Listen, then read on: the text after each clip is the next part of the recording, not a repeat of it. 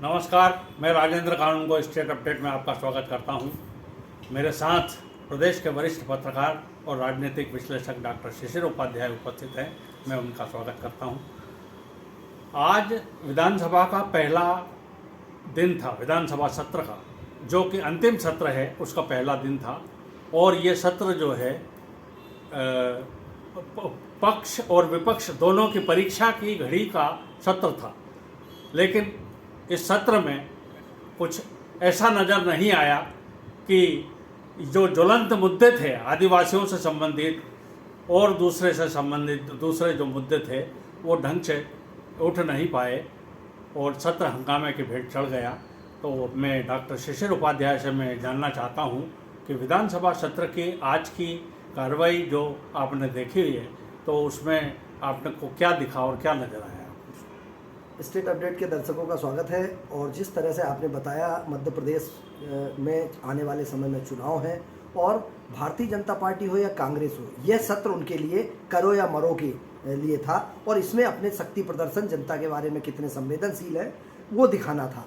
परंतु ऐसा लगा कि मध्य प्रदेश में विपक्ष ना के बराबर है, अनुपस्थित नज़र आ रहा था, सरेंडर नज़र आ रहा था। जिस तरह से माननीय नेता प्रतिपक्ष डॉक्टर गोविंद सिंह जी ने बात शुरू की और फिर उन्होंने ये कहा सदन में, नहीं आप सही कह रहे हैं, हमारी गलती है, वो उनमें आपस में तालमेल की कमी नज़र आई। और जो बात कर रहे थे वो साफ नज़र आ रहा था कि कहीं ना कहीं ये रणनीति की कमी है, ये एकजुटता की कमी है और मुद्दे को ढंग से उठा नहीं पा रहे हैं। मैं सर आपको बताना चाहता हूं कि ऐसा ही एक बहुत पहले एक मामला हुआ था। कांग्रेस के किसी विधायक से गलती से किसी सम्मानीय आदिवासी विधायक के बारे में कुछ निकल गया था, उस पर पूरे प्रदेश में हंगामा कर डाला था। इतना हंगामा बरपा था भाजपा ने कि खलनायक के रूप में कांग्रेस को सामने ले आई थी। लेकिन कांग्रेस में हमने देखा कि पूर्व मुख्यमंत्री कमलनाथ जी बैठे रहे, ना तो आक्रामकता है, ना जनता के हित के मुद्दे की बात है और ना ही सदन में वो पक्ष रख पाते। जी रोक रहा हूँ आपको, मुझे ऐसा लगता है जी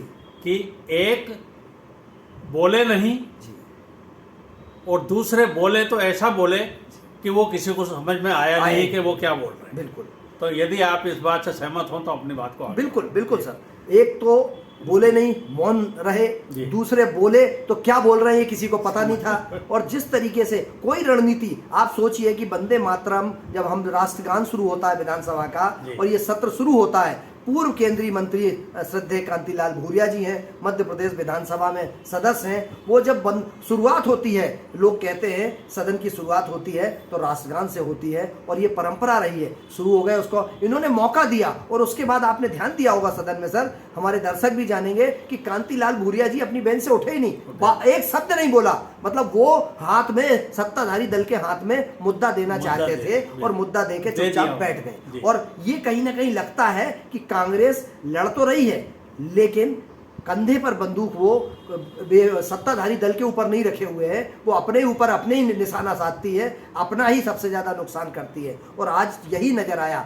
जिस तरीके से सज्जन सिंह वर्मा आक्रामक हो रहे थे, जिस तरीके से दूसरे, आज इनको जितने भी सम्मानीय आदिवासी विधायक थे उनको सामने लाना था। इसके पहले जो चूंकि सीधी का कांड हुआ है, एक महिला कांड सिपरी में हुआ और इतनी बड़ी बिल्डिंग में आग लगने का जो मुद्दे, आज भारतीय जनता पार्टी ने जो डरी हुई थी कि विपक्ष की सागर का कांड था, जो जिस तरीके से डरी हुई थी भारतीय जनता पार्टी, सत्ताधारी दल डरा हुआ था, उसको ऐसा लगता है कि इन्होंने तस्तरी में रख के चुटकियों में निपटा दिया। आप हाँ की जीत हुई, हाँ की जीत हुई, इनको पता ही नहीं, ये मौका दे रहे हैं कि आप अपना काम निपटा लो।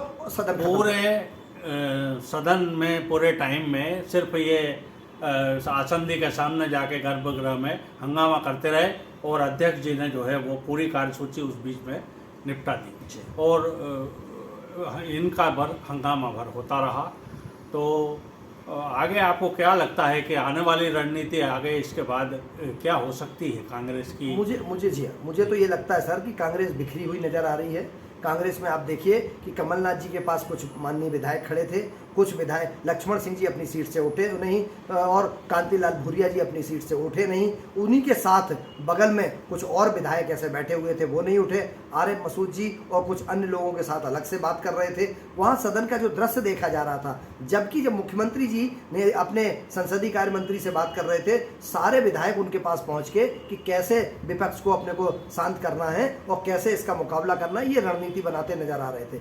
लेकिन वहीं विपक्ष जो है, ऐसा लग रहा था कि विपक्ष के पास कोई योजना नहीं है, विपक्ष किसी तरीके से कोई प्लानिंग से काम नहीं कर रहा है और सत्ताधारी दल के हाथों में कहीं ना कहीं हाथ की कठपुतली जैसा नजर आ रहा था, ऐसा प्रतीत होता था। और एक चीज और आपने ध्यान दी होगी सर कि जब वो संसदीय कार्य मंत्री बोल रहे थे और इधर पूरे 100 के आसपास विधायक हैं कांग्रेस के, लेकिन इनकी आवाज़ से ज़्यादा इनकी कोई आवाज़ नहीं आ रही थी। और संसदीय कार्य मंत्री जब बोल रहे थे, हमने तो यहाँ तक देखा, कितना उसमें सच्चाई है मैं नहीं कहता, मैं सभी माननीय का सम्मान करता हूँ, लेकिन कांग्रेस के कई सम्मानियों को अपने माइक का बटन ऑन करना तक नहीं आया है, क्योंकि वो बटन बिना ऑन किए चिल्ला रहे थे, बोल रहे थे। सदन में कम से कम इसकी तो ट्रेनिंग होना चाहिए कि आपका बटन अगर ऑन नहीं है तो आपकी आवाज़ कैसे जाएगी, रिकॉर्ड कैसे होगी वहाँ पर। लेकिन इसका भी ज्ञान नहीं था और वो जिस तरीके से बोल रहे थे और बटा हुआ नजर आया सदन में। और आज आने वाला जो कल का दिन है, परसों का दिन है, 3-4 दिन है अभी, और इनमें ये तय हो चुका है कहीं ना कहीं कि कल फिर हंगामा होगा और विधानसभा में अपनी कार्रवाई चलेगी और वो अपनी कार्रवाई पूरी करके कार्यसूची निपटा के और 1-2 दिन और इसको खींचेंगे। मुझे लगता है कि 13 तारीख तक इसका समापन होने की स्थिति, क्योंकि इस मुद्दे पर अगर वैधानिक तरीके से ये चाहें तो चर्चा करा सकते हैं, लेकिन जिस तरीके से हंगामा करते हैं सदन में, बात कार्य मंत्रणा समिति में जब ये कहा, डॉक्टर सज्जन सिंह वर्मा ये कह रहे थे कि कार्य मंत्रणा समिति में इसका निर्णय हुआ था, विधानसभा अध्यक्ष जी ने कहा कि नहीं ऐसा कोई निर्णय हुआ था, नेता प्रतिपक्ष ने खड़े होकर कह दिया कि ये गलत बोल रहे हैं सज्जन सिंह वर्मा और ये ऐसा नहीं हुआ था। उनका अभिप्राय ऐसा था, आपस में समन्वय नहीं था सर। तो ये देख के ऐसा लगता है कि कहीं ना कहीं किसी न किसी रूप में, जब संसदीय कार्य मंत्री ने कहा कि इनको बेंच पे खड़ा कर दो, कांग्रेस इसको मुद्दा बना सकती थी कि ये जिस तरीके की भाषा का इस्तेमाल किया जाता, लेकिन कुछ नहीं किया। और दाल में दाढ़ी में जो चोर की दाढ़ी में तिनका की जो बात आ रही थी, जैसा विपक्ष ने आरोप लगाया था, उसका भरपूर सदन में जवाब, मुख्यमंत्री जी तो उठ के चले गए थे, मुख्यमंत्री जी इसमें कुछ नहीं कहना चाहते थे, लेकिन बाकी जो जवाब देना था एक ही अकेला काफी था, डॉक्टर नरोत्तम मिश्रा, जिसने पूरे विपक्ष के सारे विधायकों को सदन में निरुत्तर कर दिया। बिल्कुल, सबके आगे एक काफी, ये आज डॉक्टर नरोत्तम मिश्रा ने सिद्ध कर दिया। और पूरा विपक्ष जो है मात्र नारे लगाने के सिवा वो कुछ कर नहीं पाया और आज का दिन पूरा नारेबाजी में चला गया और कार्यसूची को निपटाने में चला गया। हम उम्मीद करते हैं कि कल आने वाला जो है उसमें शायद जनहित की कोई बात हो। इसी के साथ यदि साथियों आपको ये चर्चा पसंद आई हो तो कृपा करके इसको आप लाइक करें, शेयर करें और सब्सक्राइब करें। आप मुझे और डॉक्टर शिशिर उपाध्याय को दीजिए अनुमति। नमस्कार।